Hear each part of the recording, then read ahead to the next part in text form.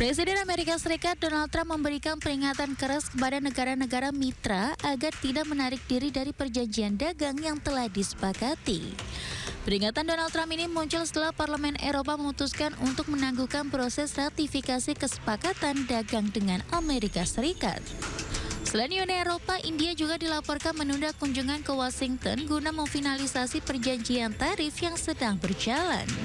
Melalui unggahan di media sosial, Trump menegaskan bahwa negara yang mencoba memanfaatkan putusan Mahkamah Agung untuk membatalkan komitmen dagang akan menghadapi konsekuensi ekonomi yang lebih buruk. Menyusul putusan Mahkamah Agung yang membatalkan tarif berbasis Undang-Undang Kekuasaan Darurat atau IEEPA, Trump langsung memberlakukan tarif global baru sebesar 15%. Kebijakan ini mulai berlaku efektif pada Selasa ini dengan menggunakan dasar hukum bagian 122 Undang-Undang Perdagangan tahun 1974. Langkah ini diambil sebagai strategi cepat Gedung Putih untuk tetap menjalankan kebijakan proteksionisme meski dasar hukum sebelumnya dinyatakan tidak konstitusional.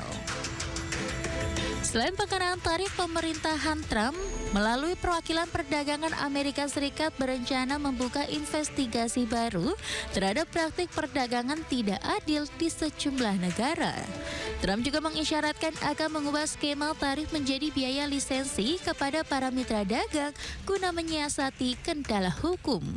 Langkah agresif ini menandai babak baru ketidakpastian perdagangan global, di mana Washington terus berupaya memperkuat posisi tawarnya terhadap negara-negara yang dinilai merugikan kepentingan Amerika Serikat. Ini menarik ya pemirsa ya, di tengah putusan Mahkamah Agung Amerika yang menggema dan ancaman Presiden Donald Trump yang tak berhenti bersuara, perjanjian dagang dibuka. Nah, akankah produk Amerika membanjiri pasar Nusantara? Siapa untung, siapa terjepit di negeri sendiri yang kaya raya? Kita bahas lebih dalam bersama dengan narasumber kita, pemirsa, ekonom senior Universitas Paramadina, Wijayanto Samirin. Pak, ini kan banyak yang ngobrol-ngobrol gitu, bahkan di warung kopi juga dibahas tentang kerjasama Amerika dan Indonesia. Dan nggak sedikit yang juga mengkhawatirkan akan seperti apa nanti ke depannya, apakah menguntungkan atau tidak begitu. Kalau kita bicara tentang Agreement on Reciprocal Trade, ART, Indonesia-Amerika Serikat ini kan meliputi kewajiban pembelian produk Amerika Serikat, perlindungan industri lokal, hingga aturan platform digital yang tidak mewajibkan kerjasama berbayar dengan pers. Apakah secara umum ini menguntungkan Indonesia, Pak Wija? Jadi memang kita nampaknya salah langkah gitu ya. Salah langkah? Trump itu harusnya tidak usah dideketin, dihindari gitu ya. Karena ketika kita dekat dengan Trump, terlalu dekat, ya kita berisiko untuk menjadi korban gitu ya. Karena dia kan tukang bully. Nah, terkait dengan agreement yang sudah ditandatangani, ibarat pertandingan sepak bola, kita itu kalah 3-0, Mas Budi. Kalah 3-0? Kemasukan 3 gol tanpa bisa membalas 1 gol pun. Wah.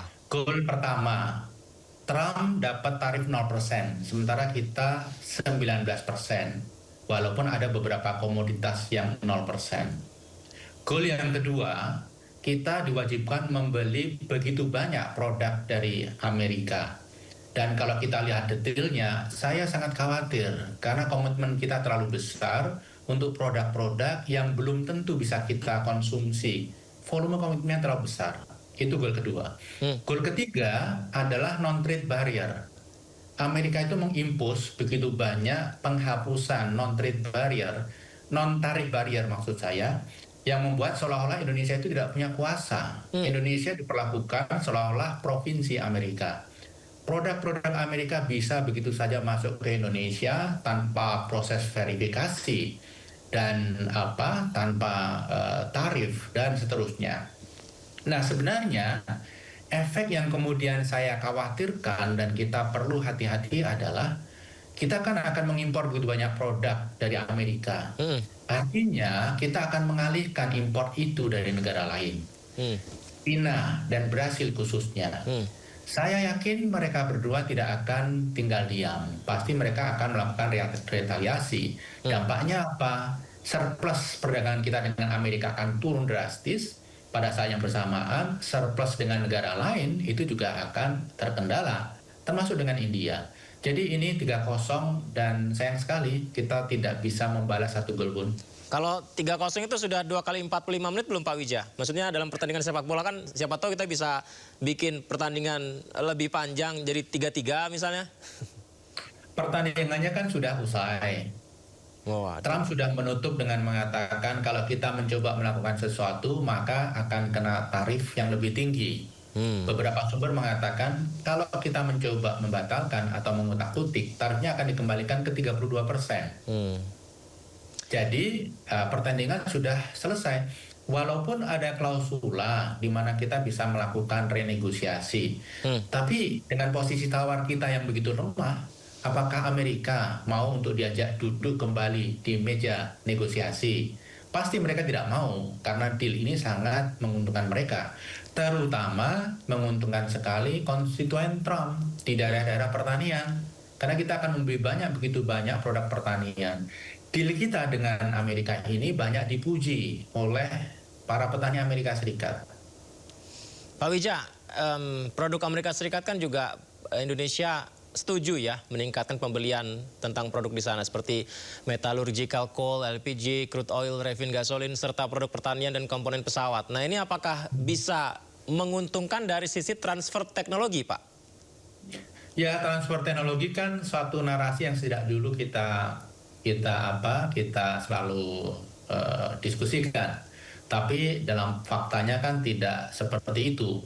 Apalagi kalau kita berbicara produk yang dikomitmenkan itu technological substance-nya tidak terlalu tinggi. Itu produk-produk low-tech, itu produk-produk yang kebanyakan adalah komoditi. Jadi kalau kita berbicara transfer of technology, menurut saya sulit untuk diharapkan. Dan kalau kita lihat misalnya yang energi, oke, nggak masalah. Kita memang membutuhkan itu. Tetapi kita harus meyakinkan bahwa kita hanya mau membeli dengan harga yang bagus. Jangan sampai karena kita terikat dengan agreement untuk membeli energi dalam jumlah besar 15 miliar US dollar, kemudian kita terpaksa membeli kendati pun harganya tidak bagus. Kita harus stop di situ. Termasuk pesawat misalnya, 13,5 miliar US dollar. Kita juga harus negosiasi supaya pesawat itu adalah pesawat-pesawat yang kita butuhkan. Dan periode pembeliannya kalau bisa jangan 5 tahun, 10 tahun atau 15 tahun. Jangan sampai kita mau dipaksa misalnya membeli Boeing 777 yang merupakan produk tidak laku yang mereka miliki sekarang. Tadi Pak Wija juga sampaikan kalau begitu kita kan jadi bertanya-tanya ya tentang keuntungan kerjasama ini ya. Tadi sempat disinggung Pak Wija bahwa ini sudah selesai, pertandingan sudah selesai. Akan tetapi dalam sebuah kerjasama bukankah ada evaluasi? Bisa saja diubah mungkin amandemen sewaktu-waktu atas persetujuan kedua belah pihak begitu. Posisi Indonesia sebagai daya tawarnya, bagaimana nih Pak Wija? Ya, sebelum ke sana ya Mas Yudi, kita memang negosiasi dan kalah 3-0. Siapa sih yang bisa mengalahkan Amerika? EU saja kalah. Kemudian negara-negara besar seperti Inggris kalah gitu ya. Indonesia kalah itu wajar. Tapi sebenarnya kan kita berharap Amerika juga melakukan negosiasi dengan banyak negara lain yang merupakan kompetitor kita. Dan kita berharap mereka juga kalah 3-0. Atau minimal malah mereka kalah 4-0.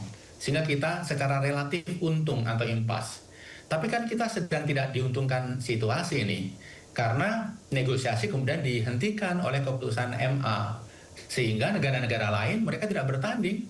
Mereka back to square one. Pertandingannya seri 0 lawan 0. Dan ketika Trump akan mengimpus tarif 15% itu pasti gagal. Itu pasti tidak akan permanen. Kenapa?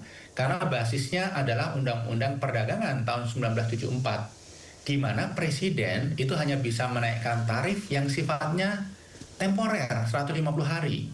Untuk bisa permanen harus di-approve oleh Kongres. Dan Kongres pasti menolak. Jadi keberuntungan bagi mereka-mereka yang selama ini tidak buru-buru melakukan negosiasi dengan Trump. Nah, kembali ke pertanyaan Mas Yudi tadi, dalam situasi seperti ini, Trump itu kan sangat egois. Dia American first. Ketika kita ingin menegosiasikan kontrak ini dengan Trump, saya akan jamin pasti ditolak. Kenapa? Trump menolak karena ini menguntungkan Amerika. Dan kita lihat euforia petani di Amerika atas deal kita ini. Kita ini membuat happy petani-petani Amerika Serikat. Belum tentu petani kita happy, tapi petani Amerika Serikat happy. Tidak mungkin Trump akan mengecewakan konstituen mereka yang sudah euforia happy karena deal kita ini. Jadi peluang untuk renegosiasi menurut saya tipis sekali. Apalagi statement dari beberapa pejabat mengatakan kita siap melakukan konsekuensi apapun, menanggung konsekuensi apapun ketika MA membatalkan keputusan tarif Trump ini. Dan kita tetap menjalankan sesuai dengan kesepakatan. Jadi pejabat kita sudah menyatakan kita sudah siap payung begitu. Artinya ya mereka fine-fine saja, kita tetap jalan dengan kesepakatan ini. Walaupun kalau kita lihat detailnya saya prihatin sekali. Saya malah khawatir tim negosiasi kita terlalu fokus kepada tarif. Mereka lupa dengan yang sifatnya non-tarif barrier. Komitmen-komitmen membuka, komitmen membeli yang setelah saya baca detailnya itu mengkhawatirkan sekali. Sama ini Pak Wija, kalau kita ingat kan pemerintah kita sebenarnya melarang keras ya baju impor bekas untuk melindungi industri lokal kita begitu. Tapi dalam klausul salah satu yang saya baca juga, Agreement on Reciprocal Indonesia Amerika Serikat ini mewajibkan Indonesia membuka impor pakaian bekas cacahan khusus dari Amerika Serikat begitu. Bagaimana Anda melihat ini Pak? Ya, ini bukan baju bekas ya, tapi baju cacahan yang digunakan untuk bahan baku industri. Misalnya biasanya untuk peredam suara, peredam panas, kemudian bisa juga untuk bantal, untuk jok kendaraan begitu ya. Tapi pertanyaan saya, apakah kita betul-betul butuh itu? Apakah ini bukan sesuatu yang mengada-ada? Bagi Amerika, mereka senang aja seperti membuang sampah tetapi dibayar. Membuang sampah tapi dibayar Pak ya? Iya, ini kan pakaian bekas yang sudah tidak terpakai dan dicacah. Di sana kemudian dikemanakan, dibuang.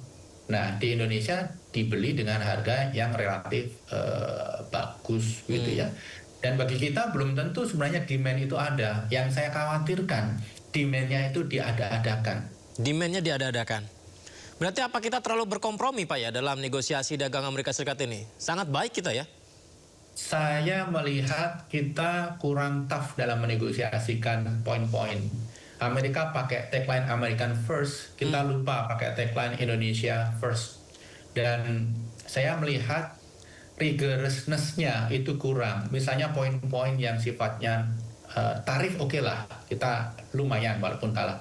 Tetapi komitmen membeli, kemudian komitmen terkait non-tarif barrier, membuka apapun, barang boleh masuk, itu kita tidak hitung. Kita juga tidak hitung yang tadi kita sudah singgung di depan, retaliasi negara seperti India, kemudian Pakistan, kemudian Cina dan Brasil yang produk importnya dari yang ekspor mereka ke Indonesia itu akan berkurang jauh karena kita alihkan ke Amerika Serikat. Nah, ini kita harus hitung juga dampaknya. Dan saya rasa pemerintah kita, tim negosiasi kita belum membahas secara detail dan tuntas aspek-aspek tersebut.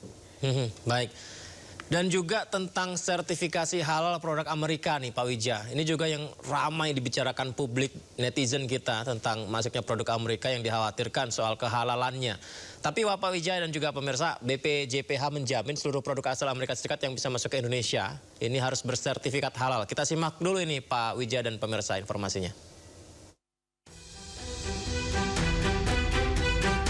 Badan Penyelenggara Jaminan Produk Halal atau BPJPH menepis isu yang menyebut produk asal Amerika Serikat bisa bebas masuk dan beredar di Indonesia tanpa sertifikasi dan label halal. Kepala BPJPH Haikal Hasan menyebutkan perjanjian dagang antara Indonesia dan Amerika Serikat bukanlah penghapusan kewajiban sertifikasi dan label halal, melainkan penyederhanaan prosedurnya melalui pengakuan sertifikat halal yang diterbitkan oleh lembaga halal luar negeri. Selain itu, dirinya juga menambahkan bahwa lembaga-lembaga halal di Amerika Serikat sudah sesuai dengan standar halal internasional yang juga menjadi standar halal di Indonesia. Barang-barang yang masuk ke Indonesia bukan hanya dari Amerika, dari semua negara, ya, apalagi sekarang khususnya dari Amerika, itu tetap wajib bersertifikat halal. Nah, baik halal di negaranya maupun halal yang diproses di Indonesia. Jadi ketika Amerika mengatakan itu, ya mereka memang sudah halal kok. So saya juga kaget ya, situasinya menjadi ramai, menjadi heboh. Ada apa sebenarnya? Karena Amerika nomor 1 dalam poin 22, poin nomor 1 telah menjelaskan bahwa dia mengikuti ajaran Islam disebut. Di sisi lain, BPJPH juga menegaskan komitmen perlindungan konsumen serta pelaksanaan kebijakan wajib halal tetap dilaksanakan secara konsisten, transparan, dan akuntabel, termasuk terhadap produk-produk impor.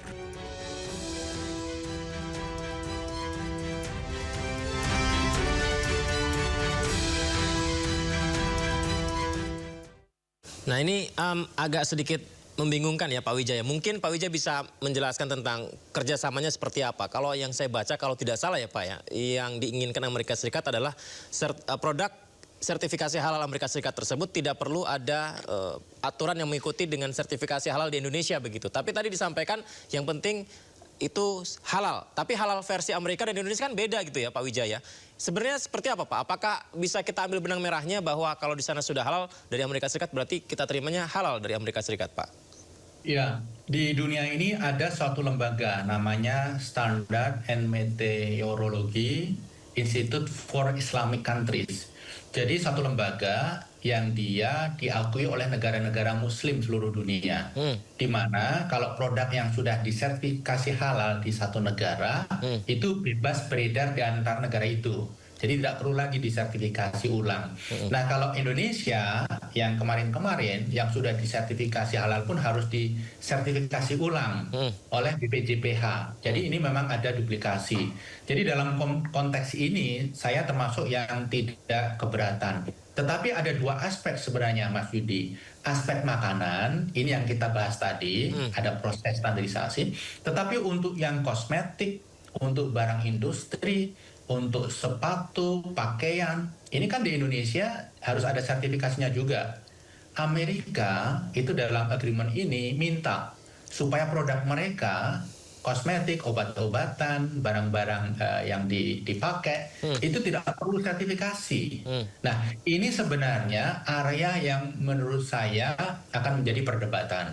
Kalau makanan, saya rasa ya kita comply dengan yang dilakukan oleh negara-negara Islam, negara Muslim yang lain, negara di Timur Tengah, kemudian Malaysia, Pakistan saja comply dengan apa yang disampaikan oleh Standard and Meteorology Institute for Islamic Countries. Kenapa kita tidak, begitu ya? Tapi yang kosmetik, obat-obatan, dan produk industri, nah ini kalau menurut Perpres jaminan produk halal yang kita miliki, ini kan tetap melalui proses sertifikasi. Kalau misalnya kemudian langsung masuk begitu saja tanpa sertifikasi, nah ini berpotensi mengundang perdebatan. Jadi area ini saya rasa harus menjadi fokus Bapak rekan-rekan di BPJPH. Pak Wija, kerjasama ini kan sering dikaitkan dengan peluang investasi, kemudian peluang akses pasar ke Amerika Serikat terbuka gitu. Menurut Anda kebijakan ini merupakan trade-off yang seimbang nggak ya? Sangat tidak seimbang. Tadi di depan kita sudah bahas, ibarat pertandingan sepak bola itu skornya 3-0, begitu. 3-0, tidak seimbang berarti? Ya, tidak seimbang. Berarti Indonesia posisi tawarnya lemah dalam perjanjian ini? Ya, sangat lemah. Karena sebenarnya begini, kita kalah 3-0, tadi sudah saya singgung, berharap negara-negara lain bermain dengan Amerika Serikat juga dan kalah 3-0 atau kalah 4-0. Sehingga walaupun secara head to head kita kalah dengan Amerika, tapi secara relatif kita masih mempunyai keuntungan. Tetapi karena dibatalkan oleh MA, keuntungan relatif itu tidak mungkin kita dapat. Jadi posisi kita sebenarnya sangat terpuruk ini terkait dengan komitmen agreement tarif ini. Baik Pak Wijah, kita tunggu bagaimana selengkapnya dari pemerintah juga untuk merespon ini nyatanya seperti apa ya Pak setelah MA memberikan keputusan tadi. Pak Wijah, terima kasih banyak ya Pak sudah berbagi bersama kami Pak.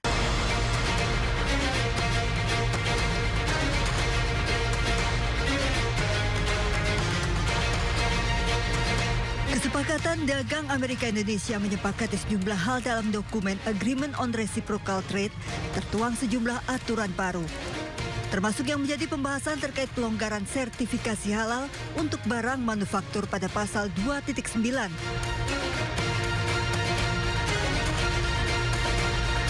Indonesia harus membebaskan produk Amerika dari setiap persyaratan sertifikasi dan label halal.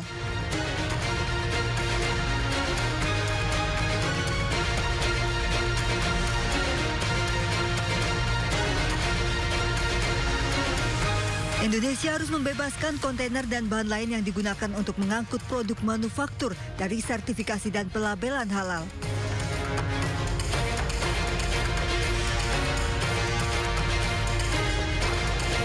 Indonesia tidak boleh memberlakukan persyaratan pelabelan atau sertifikasi produk non-halal.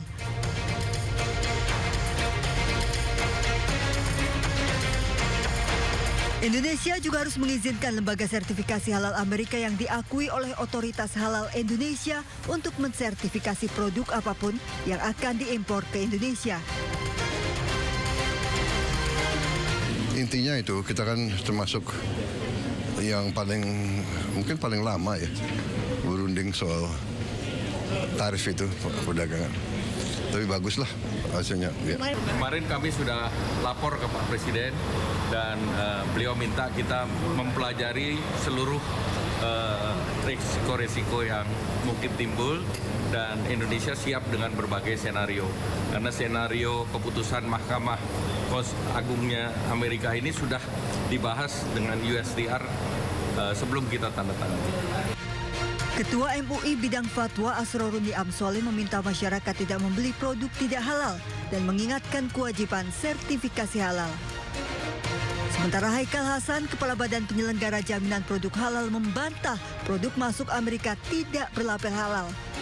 Produk yang masuk dari Amerika tetap berlabel halal dari Otoritas Halal Amerika. Amerika langsung mengubah sistem penyembelihannya. Oke. Dia comply, dia ikut aturan. Yang tadinya, ada aturan sendiri lah gitu. Dan sekarang sangat oke. Bahkan tertulis dalam kesepakatan itu bahwa Amerika akan mengikuti halal sesuai dengan standar Organisasi Konferensi Islam. Yes, saya bilang gitu. Namun dari seluruh perjanjian dagang resiprokal ini tercantum sekitar 217 kewajiban Indonesia dan hanya 6 bagi Amerika, yang mana perjanjian ini akan memberikan keuntungan timbal balik bagi kedua negara. Tim Liputan iNews melaporkan.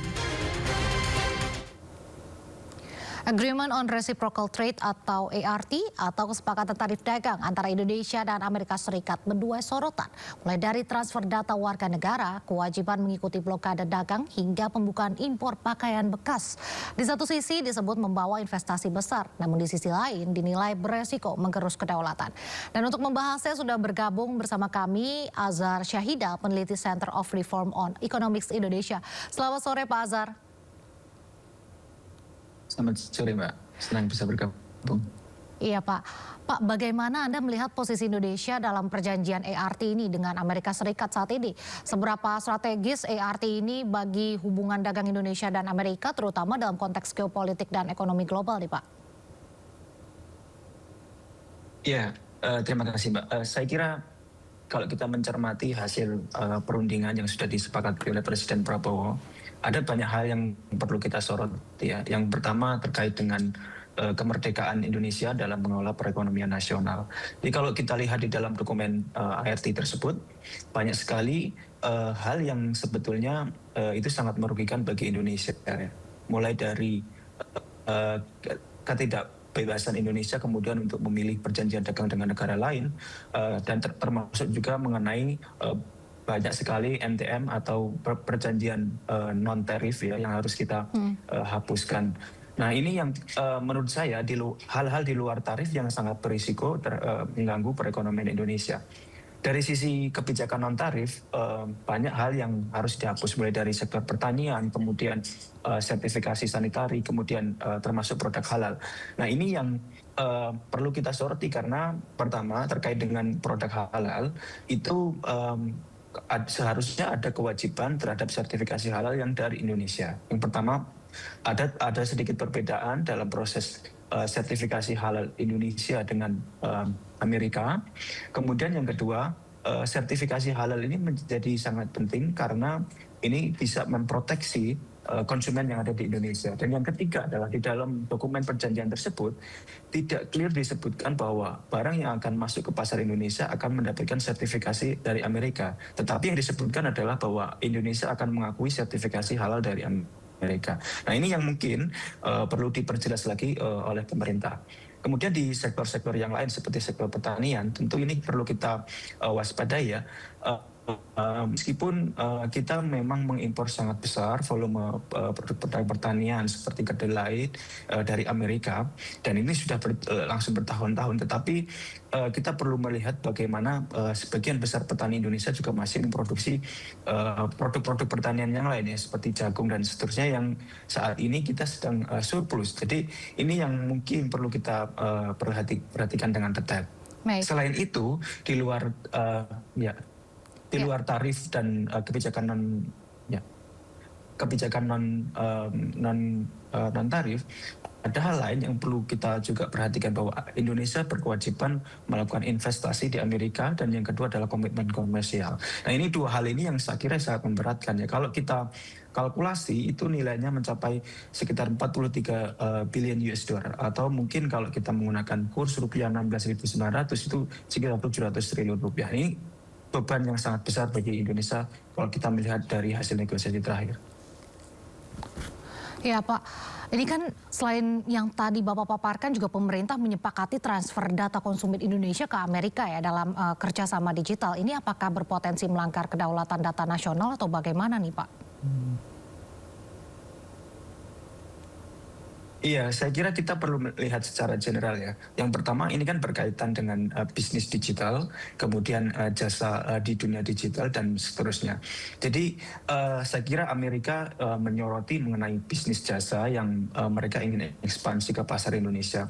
Tapi yang perlu kita perhatikan adalah selama ini sebetulnya Amerika itu surplus perdagangan jasa dengan Indonesia. Nah, ini yang tidak pernah kita ketahui. Amerika memang defisit dengan perdagangan dengan Indonesia, terutama perdagangan barang. Tetapi kalau kita kalkulasi ke perdagangan jasa, Amerika adalah surplus. Nah, ketika kita melihat ada perdagangan digital yang kemudian mulai dibebaskan, termasuk transfer data untuk urusan bisnis di digital dengan perusahaan-perusahaan Amerika, ini saya kira perlu kita cermati lagi apakah memang data tersebut bisa dijaga dengan baik, karena ini menyangkut data personal individu. Sedangkan kita di dunia digital, perkembangan digital yang sangat masif, kita perlu menjaga itu karena jangan sampai data tersebut digunakan untuk sesuatu yang tidak baik bagi penduduk Indonesia. Baik, ya Pak Azhar dan juga pemirsa, di Presiden Prabowo Subianto telah menyepakati perjanjian kerjasama dengan Presiden Donald Trump terkait penerapan tarif resiprokal perdagangan kedua negara. Nantinya sebanyak 1.800 lebih produk Indonesia bebas bea masuk alias tarif 0% ke pasar Amerika Serikat. Indonesia dan Amerika Serikat telah resmi mencapai kesepakatan dagang atau Agreement on Reciprocal Trade atau ART. Melalui perjanjian ini, sejumlah produk ekspor Indonesia diberikan tarif 0% untuk masuk ke pasar Amerika.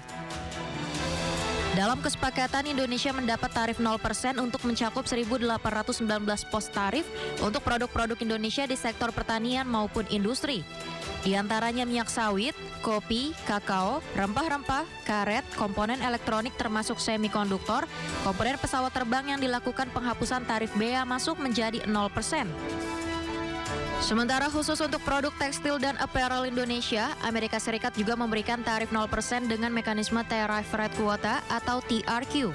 Di sisi lain, Indonesia memberikan fasilitas untuk produk Amerika Serikat dengan tarif 0% untuk produk pertanian Amerika yang diimpor seperti gandum dan kedelai. Masalah perdagangan di antara kedua negara, ya, perundingan sudah cukup lama, akhirnya ketemu saling menguntungkan, saling menghormati, saya kira bagus.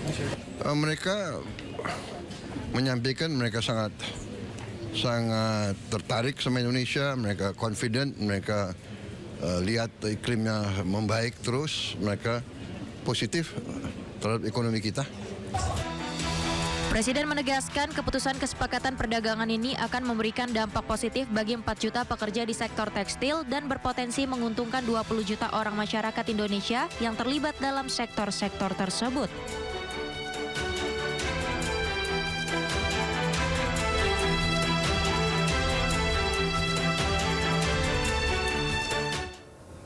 Ya Pak Azhar, kan tadi disebut Indonesia masih bisa menikmati tarif 0% untuk beberapa pos, bahkan 1.800 pos tarif tertentu nih. Namun selebihnya tetap terkena tarif. Apakah ini benar-benar menguntungkan untuk Indonesia atau bagaimana Pak?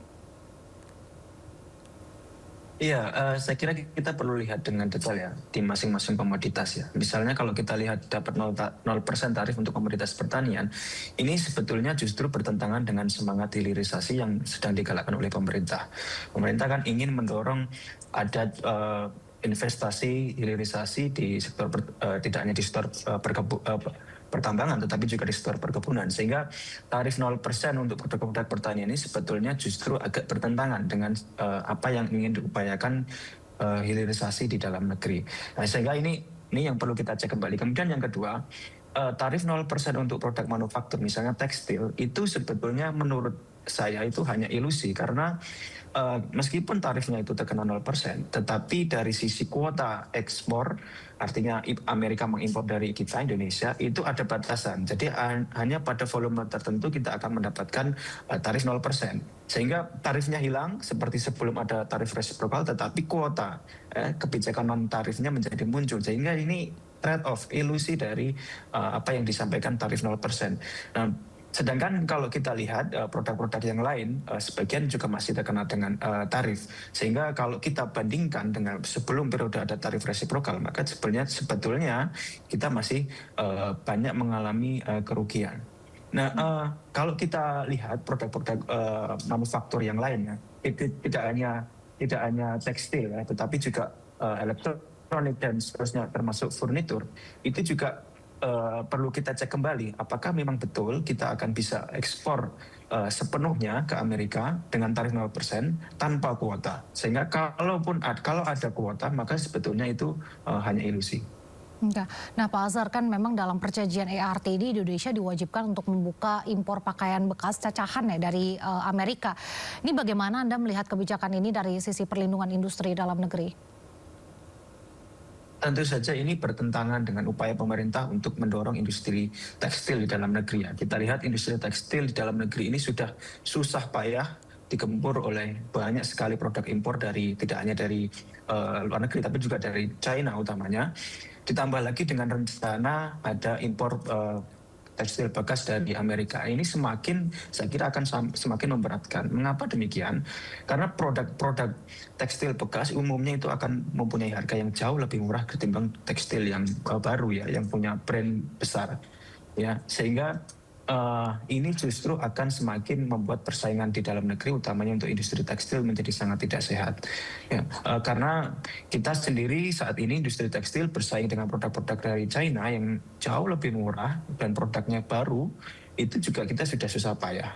Ya, belum lagi nanti ketika banjir impor produk bekas masuk ke Indonesia, maka ini saya kira akan semakin sangat memberatkan persaingan pasar di dalam negeri, khususnya untuk industri tekstil kita. Ya. Nah, Pak Azhar, selain itu kan dalam salah satu klausul juga disebutkan Indonesia harus mengikuti kebijakan pembatasan perdagangan Amerika terhadap negara tertentu. Nah, apa ini artinya Indonesia bisa terseret dalam konflik geopolitik Amerika atau bagaimana?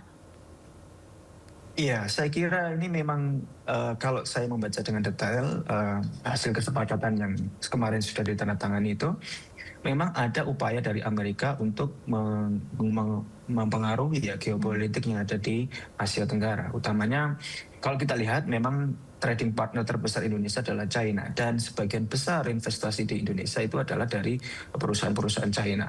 Dan saya kira memang ada konteks di mana Amerika ingin mengurangi ketergantungan Indonesia dengan baik investasi maupun perjanjian dagang, kerjasama dagang dengan China. Karena kalau kita melihat pola seperti ini, sebetulnya ini tidak baik ya. Memang kalau kita bergantung kepada satu negara tertentu, baik itu dari sisi perdagangan dan investasi, itu juga tidak baik. Tapi pola yang diberikan oleh Amerika ini sangat tidak kompetitif. Seharusnya kita bisa membuka investasi sebesar-besarnya ke berbagai investor, terutama untuk mendatangkan FDI dengan cara yang kompetitif dan fair.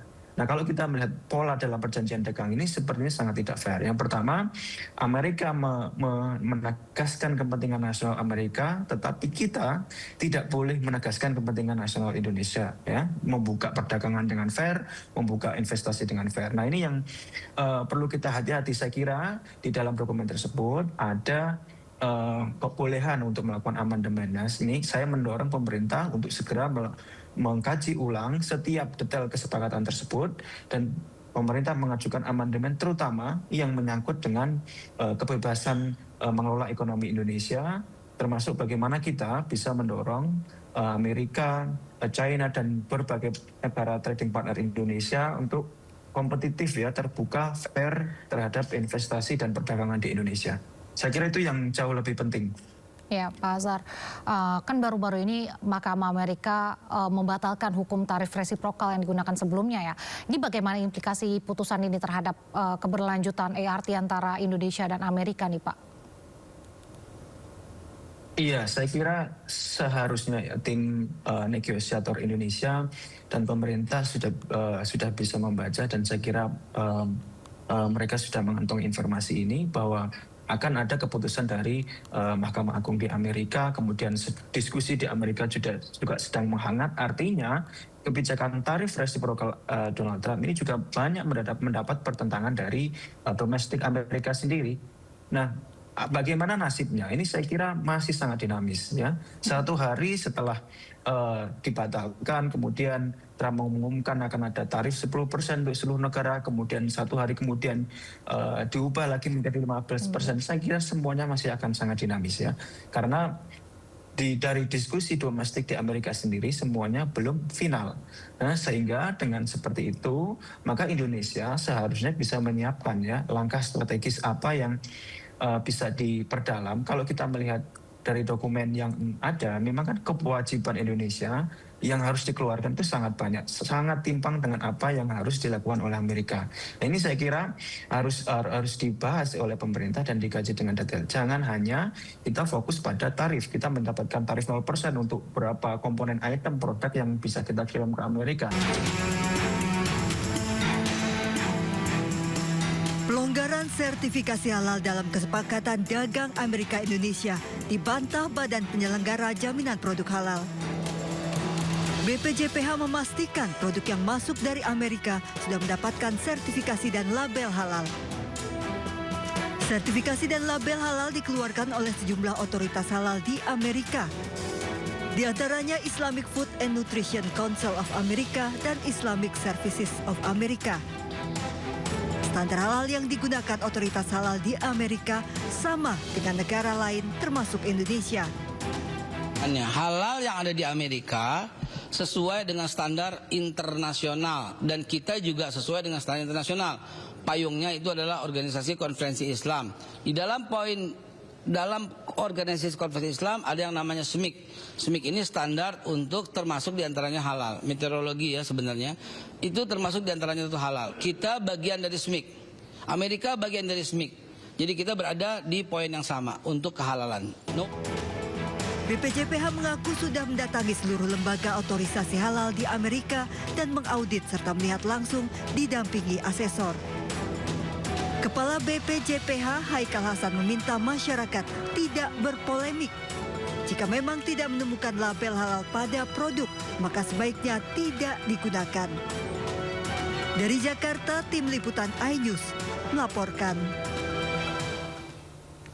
Dan pemirsa, isu panas menerpa soal kabar produk Amerika Serikat bebas masuk tanpa label halal pasca perjanjian dagang terbaru. Benarkah ada karpet merah yang mengorbankan standar syariat atau ini hanya sekedar hoax? Ya, kita akan membahas langsung bersama Kepala BPJPH Haikal Hasan atau akrab disapa Babe Haikal. Babe Haikal, publik nih sedang riuh soal karpet merah produk Amerika Serikat pasca pertemuan Prabowo dan Donald Trump. Anda menyebut isu bebas sertifikasi halal itu hoax. Namun dalam klausul kerjasama ada poin penghapusan hambatan non-tarif. Bagaimana BPJPH ini memastikan Mutual Recognition Agreement ini bukan bentuk pelunakan standar nih demi diplomasi ekonomi? Baik. Sekali lagi saya jelaskan, mari kita telaah dengan santai, dengan kepala dingin. Tadi disebutkan tarif, bukan sistem. Kalau urusannya tarif, maka semata-mata urusannya soal money, soal uang gitu kan. Nah, sementara prosesnya nggak ada yang berubah begitu. Jadi perlu digarisbawahi, saya juga nggak mengerti dari mana kalimat pelonggaran itu dimulai sehingga masyarakat menjadi sedikit heboh dengan kalimat pelonggaran. Sebenarnya tidak ada, Mas, tidak ada sama sekali, Mbak Sabrina ya. Karena sebelum resiprokal, bahkan sebelum BPJPH ada, Majelis Ulama Indonesia yang awalnya melakukan itu juga sudah clear bahwa ada lembaga halal luar negeri yang kemudian setelah BPJPH dibentuk menjadi otoritas BPJPH dan kemudian BPJPH, kebetulan saya sendiri yang mendatangi Amerika dan kami melakukan sign agreement dengan ISA, ISWA, dengan HTO dan juga dengan Ivanka, saya sendiri yang mendatanginya. Itu sudah clear bahwa saya melihat sendiri prosesnya sudah benar, sudah sesuai dengan syariat Islam. Awalnya saya harus jujur sejujur-jujurnya. Awalnya ada koreksi dan kami lakukan koreksi. Ya, dan Amerika dengan khususnya HTO ya, dengan tulus terbuka menerima koreksi dari kami. Jadi artinya ingin saya sampaikan ke publik adalah bahwa no worry, kita menjalankan Undang-Undang 33 2014 dan menjalankan PP 42 2024 itu demi kedaulatan bangsa. Tidak akan kita gadaikan kedaulatan bangsa, kita korbankan kedaulatan bangsa demi memenuhi keinginan segelintir beberapa pihak. Tidak mungkin, I guarantee tidak mungkin. Ya, Babe, kita berarti mengakui nih sertifikat dari lembaga Amerika Serikat seperti AISA yang mengingat gaya hidup industri di sana sangat liberal.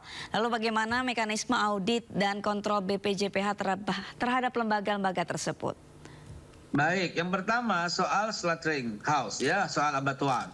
Soal abattoir, I guarantee you, saya jamin dan saya bertanggung jawab bukan hanya kepada rakyat Indonesia, bukan hanya kepada Bapak Presiden Prabowo Subianto, juga kepada Tuhan Yang Maha Kuasa, kepada Allah Subhanahu wa taala, bahwa yang melakukan penyembelihan itu adalah Muslim dan menggunakan syariat Islam yang sesuai. Dan saya ada agreement khusus hitam di atas putih di antaranya dengan HTO yang saya melihat pada waktu itu ada kekurangan, kemudian kami koreksi dan mereka bersedia menerima koreksi dari saya untuk tidak melakukan lagi. Sudah selesai itu. Kemudian soal kemasan.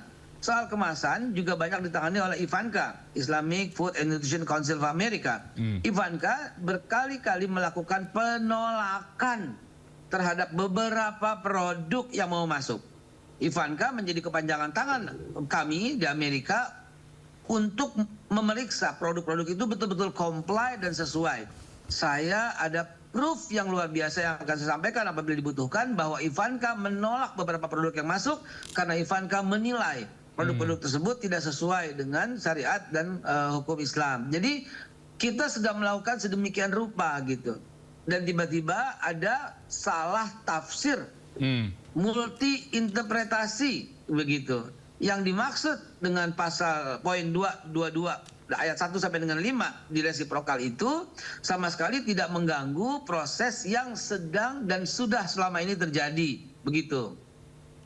Baik, Babe, ini terkait dengan mungkin pastinya kan produk-produk dari Amerika Serikat yang akan membanjiri pasar dengan tarif 0% dan kemudahan untuk kamera ya. Bagaimana BPJPH ini memitigasi agar UMKM lokal kita yang sering mengeluh sulitnya birokrasi sertifikat tidak mati karena kalah bersaing nih secara administratif dan harga dengan produk raksasa di Amerika? Terima kasih. This is a very great question. Terima kasih banyak. Begini. Kami punya halal sebagai salah satu saya harus jujur mengatakan ini barrier to entry. Mengapa? Karena setiap negara pasti memproteksi dan melindungi dalam negerinya sendiri. Ya. Untuk UMKM, hadiah daripada Presiden Pak Prabowo Subianto itu menggratiskan proses ini. Dan saya menjamin yang self-declare 1 kali 24 jam selesai itu proses kehalalan yang self-declare dengan batas 1.350.000 pelaku usaha. Ya, selebihnya dengan self-declare mandiri dengan hanya membayar Rp230.000. Intinya kita akan sangat mudahkan demi untuk meningkatkan daya saing. Nah, kalau yang masuk ke dalam Indonesia itu kami selalu wanti-wanti dan mewaspadai tentang tidak masuk hanya dalam bentuk yang misalnya tanpa alih teknologi, hanya sorry kalau saya sebut misalnya keripik pisang atau keripik nangka, keripik apa yang di sini pun UMKM pun sudah tahu dan bisa dan membanjiri. Itu kami cegah gitu Mas. Itu kami ya wajar dong kalau saya harus membela kepentingan bangsa. Wajar dong kalau saya harus membela UMKM kita. Walaupun terjadi gesekan, ya saya akan tetap membela. Ya, jangan takut, jangan takut. Kita akan selalu begini. Payung daripada ini adalah pembukaan UD yang senantiasa sering disebut oleh Presiden, yaitu melindungi segenap bangsa dan seluruh tumpah darah Indonesia. Jadi poin kita di situ, dan itu berlaku di setiap negara. Sejujurnya mereka juga melindungi semua warga negaranya masing-masing terutama, dan itu yang kami pegang. Dan MRA untuk diketahui, MRA sedang kami evaluasi. Kami evaluasi MRA dan hari ini itu adalah jadwalnya kami mengundang dari kementerian lain. Dalam hal ini kami mengundang dari Kementerian Perindustrian untuk yuk kita bahas ulang MRA kita sehubungan dengan tahun 2026 membanjirnya produk asing masuk ke dalam Indonesia. Begitu Mas. Berarti bisa dibilang pun juga pemerintah ini ya tetap mendukung produk-produk lokal atau UMKM ya, Bapak Haikal? Jelas. Baik, selalu. Tapi kalau saya kedepannya jika ditemukannya ada produk Amerika ini yang memanipulasi data halal atau melanggar aturan label, tindakan konkret apa yang akan diambil dan apakah BPJPH ini berani menghentikan impor tersebut meskipun ada tekanan perjanjian bilateral Golden Age? Di depan seluruh masyarakat Indonesia, saya sampaikan apabila ada pelanggaran, maka hal pertama adalah kami akan mengevaluasi LHLN itu. Kami akan menutup gitu loh. Ketika menutup, nggak ada celah Mas. Kalau tertutup semua LHLN, tidak ada celah. Beneran. Kenapa? Karena pintu masuknya itu adalah LHLN. Yang mengadakan perjanjian dengan kami, ya, memorandum of understanding pertama dengan LHLN, dan kemudian LHLN itu mengadakan mutual recognition agreement sebagai pintu gerbang untuk masuk. Dan harus saya sampaikan, bukan hanya Amerika, semua negara ada mutual recognition agreement itu. Yang tidak ada itu langsung ditangani oleh Badan Halal kita, BPJPH gitu. Oke, Bapak Haikal, ini mungkin apakah kewajiban halal itu untuk produk Amerika hanya berlaku mungkin untuk makanan dan minuman saja? Bagaimana dengan obat-obatan, kosmetik, hingga barang gunaan seperti jaket kulit atau alat rumah tangga yang dibikin dari Amerika Serikat? Apakah mereka juga wajib sertifikasi halal atau label non-halal di tahun 2026 ini? Pertama saya harus jelaskan dulu sesuai dengan regulasi kita, yaitu di Undang-Undang 33 2014, PP 42 2024 itu pegangan kita, wajib. Mengenai adanya di resiprokal yang poin nomor 2 itu sedang kami negosiasikan kembali. Kemarin baru saja kami mengundang USDA perwakilan datang ke kantor kami dan kami negosiasikan. Poin-poinnya ada yang telah kami setelah permintaan dan sepakati. Dan ini masih ada masa tenggang 90 hari. Doakan kami agar kami bisa menggunakan undang-undang yang ada di Indonesia, peraturan yang Indonesia betul-betul tegak mengikuti. Dan semua peraturan mengikuti itu. Itu yang akan sedang kami perjuangkan, Mas. Terima kasih pertanyaannya. Itu sedang kami perjuangkan. Ya, lalu Bobi, bagaimana integrasi sistem halal kita dengan sistem di Amerika Serikat? Apakah konsumen di Indonesia bisa mengecek keaslian sertifikat produk Amerika Serikat tersebut secara real time atau lewat aplikasi, atau masih manual percaya pada label fisik? Baik, sampai saat ini yang bisa dilakukan pengecekan langsung hanyalah produk-produk yang keluar dari BPJPH. Sementara dari asing belum. Dan itu sedang kami bicarakan dengan tim IT kami.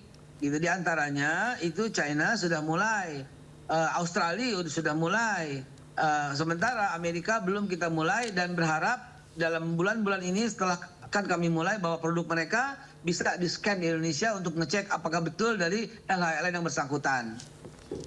Baik, Babe, ini mungkin yang terakhir ini terkait dengan apa menjadi pesan Babe untuk masyarakat agar tidak terjebak hoax namun tetap waspada, dan bagaimana Babe menjawab kritik bahwa BPJPH ini seolah lebih ramah dalam produk luar negeri dibandingkan memberikan kemudahan bagi pengusaha kecil di pelosok negeri, Babe.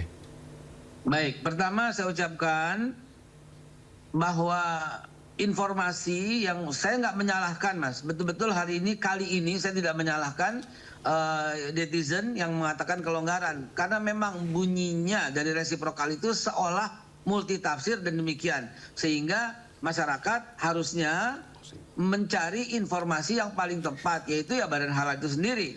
Begitu. Yang kedua, soal isu kepada dunia asing, lunak, kepada dalam negeri keras, saya bantah. Saya katakan tidak ada sama sekali yang demikian. Justru dalam negeri digratiskan. Justru dalam negeri dijamin 1 kali 24 jam yang self declare. Dan jangan lupa ya, proses halal itu memerlukan laboratorium. Sehingga kalau memang dari luar negeri langsung masuk, sehingga dalam negeri diproses laboratorium, saya minta maaf, memang demikian memang prosesnya. Karena kita periksa sendiri sehingga kita harus masuk laboratorium. Sebenarnya solusinya gampang. Sebelum beredar, daftarkan lebih awal sehingga bisa keluar langsung tanpa ada proses yang berbelit-belit lagi. Jadi sebenarnya soal manajemen waktu semata.